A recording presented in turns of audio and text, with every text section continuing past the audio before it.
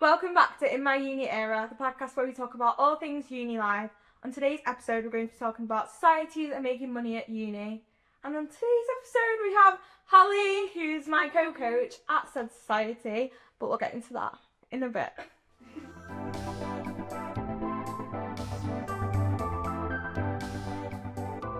So I know you're at Liverpool Uni. What society and team are you part of? The Liverpool Foxes and the hip hop coach for the Onyx team. Had you always known you wanted to be a part of dance, or is it just a spontaneous thing at uni? No, as soon as I saw that Liverpool Foxes was a thing, like, at the Liverpool, I knew, like, straight away I wanted to do that. And that was one of the reasons why I applied for the uni at Liverpool. But I've danced since I was 2 years old, so, like, it's always been, like, a big part of my life. Nice. And tell us a bit more about, like, you dancing before uni. So I've been a coach for about 6 years, like, at my old dance school in Manchester. I've danced for Team England at the American Championships World. And I taught dance in America for about 5 months. And then New York and Miami. Wow. Do you think being a part of a team in a society has shaped your uni experience, and would you recommend it for freshers? Yeah, definitely. Uni? Yeah, I'd say that my strongest friendships have been from the Liverpool Foxes, like you, and then the girls on our team, like, I say they're our strongest friendships. We've got like a really good bond with everyone, and a group. Yeah. Especially on tour as well. Like at Liverpool Foxes, you can go on tour to Croatia, and I think that's where most of like my good friendships stem from. Yeah, and like, what about social side of uni? Oh, it's unreal. Like, it's like a night out every single Wednesday, and you always know there's going to be people there. Like, I feel like if you join uni Liverpool, you get scared to go out in case you don't meet anyone, but on a site, you've got everyone there no matter what. So. Yeah. And I feel like we do it on Wednesdays, don't we? Like going straight after everyone. Like, it's excited to go out. So. Yeah, therefore, and the people that live here on our team can pre together. Yeah. How do you balance dance with uni? Well, we train on Wednesday and Friday night, don't we? So them 4 hour slots are just purely for that, and then the weekends are mainly focused on like revision and all lecture side things, and then we also get together like night time and do choreography together. So. It's just about time. Yeah. I've got to do like a 50-50 balance. Yeah, I feel like with our uni as well, like we can't catch up on that. We get behind, so it's like thing ever. And like we can rely on each other, like if someone's behind and stuff. Which 100%. It helps so much. So being at uni is quite expensive, as we all know. How do you make money on the side of uni? So my main income is from modelling and social media. So modelling, it's around like, it's really good to be here. It's about £45 an hour and a day rate, and the days are usually like ranging 4 to 8 hours, so it's really good. And social media side of things is just like posting TikToks or TikTok shop, like say if I post one today actually, say if like I'll tag the product, and then if people buy it through my link, then I'll get a commission. Oh, that's like the main income. Yeah. Do they just like message you on like TikTok and Instagram? Yeah. They got in contact with you. Yeah, they'll reach out either Instagram DM or through TikTok. Yeah. Have you ever like contacted brands to work with that? I've contacted brands for modelling. Yeah. But I'm with an agency now. Oh.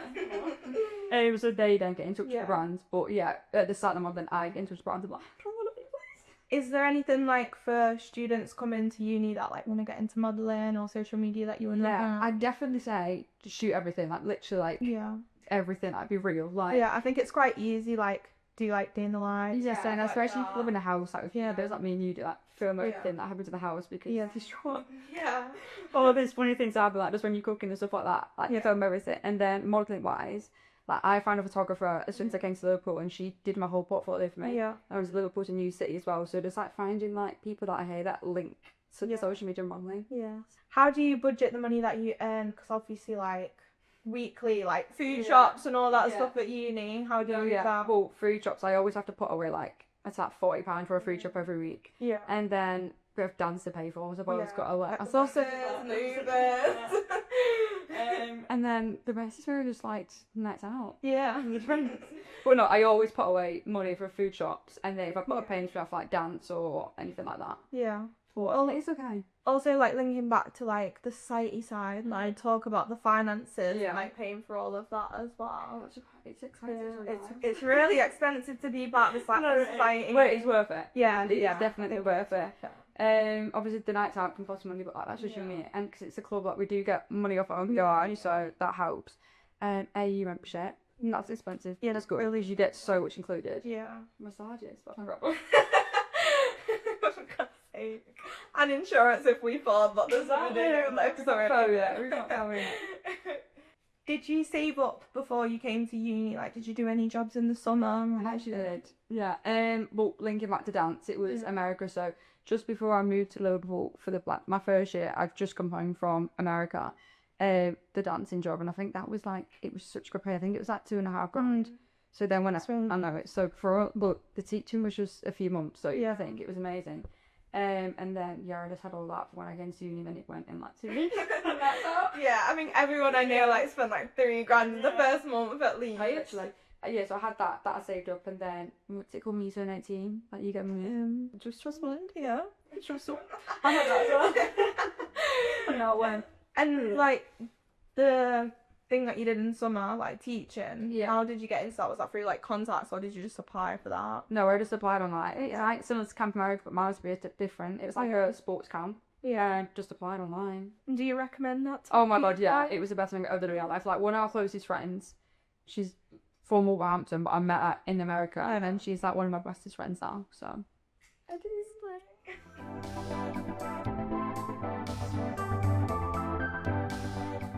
So it's time for the quick fire round, which are going to be questions uni related. It's just going to be fast, just go. So let's go. Night in or night out? Night in now. Last year night in. Not night out. One thing you can't live without at uni. My laptop. Go to uni meal. Salmon rice bowl. Best area to live in Liverpool. Kensington. I think that's because you've not lived in town though. No, yeah, no. One word to describe your uni experience. Unreal.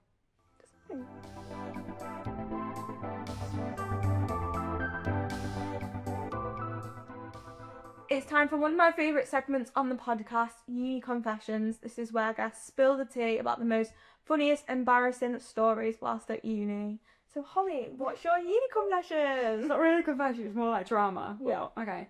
So, we have this like friendship group at uni, the girls I live with, and they've been friends with this group of boys for years and years. They went to high school with them. Yeah. So obviously when I came to uni with these girls, I just became friends with the lads as well. And so one of them, we'll call him like Steve.